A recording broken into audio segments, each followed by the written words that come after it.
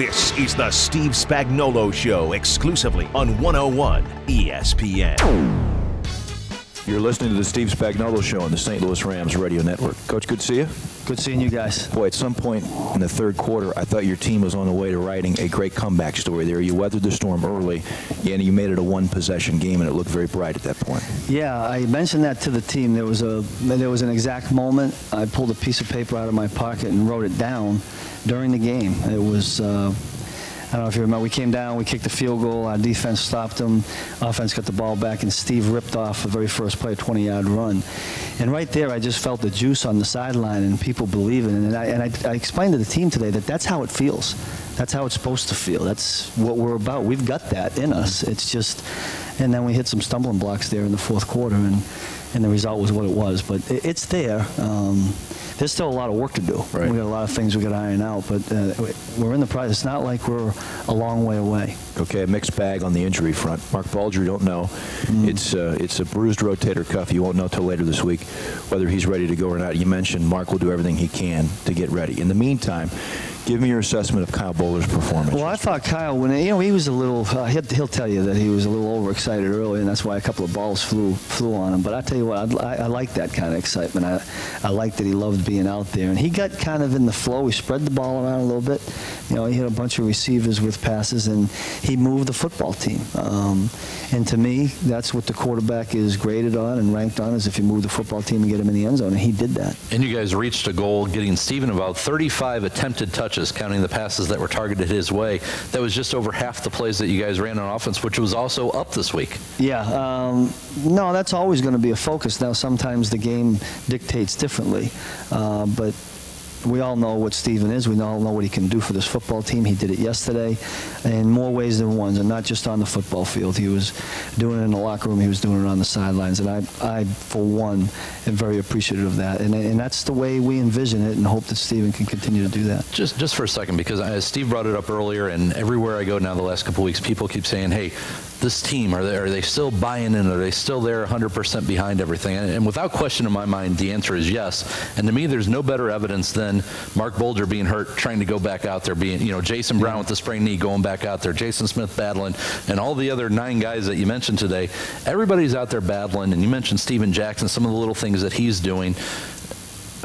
What does that mean to you? You're coming in as a new coach, and it'd be easy after 0-3 and everything this franchise has been through for guys to start bailing ship, but I see him trying to fight harder for you. No, I agree with that, and I can't thank those guys enough. I compliment them, the team again today for that and other things like that, and I believe that will eventually pay off. And what hurts me the most after these 3 games is that I feel terrible that the team hasn't been rewarded for the things you're talking about, Brian. I'm hopeful and faithful that we will eventually be rewarded for that. I don't know when that will happen. We're going to work this week to make it happen this week. But we do take 1 week at a time, and I think what the team has done as a group is terrific. I couldn't ask for anything more. I'm blessed that way to have the group of people in there.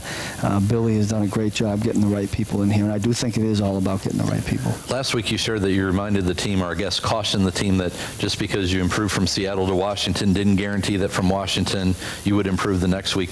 What can you share about the message from today that you passed along maybe? Well, I do think there were improvements in week 3 here. I really do. I thought that the way the game unfolded, other than getting behind 16-0, we certainly don't want that, but battling back and getting it to within a 2-possession game, and what I always call when the game's in the balance, and it was until it got out of balance at the end there.